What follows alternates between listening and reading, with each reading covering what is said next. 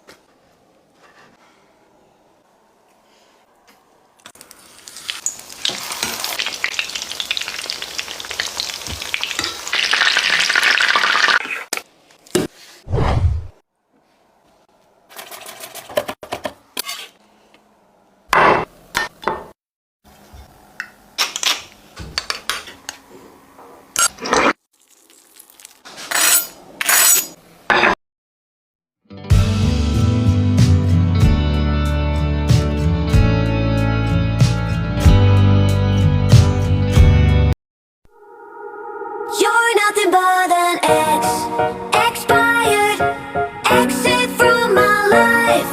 An expired, exit from my life. I thought your love, I thought your heart was poison from the start. An expired, exit from my life. Bye bye. I don't miss your mind tricks or your lies, I don't miss.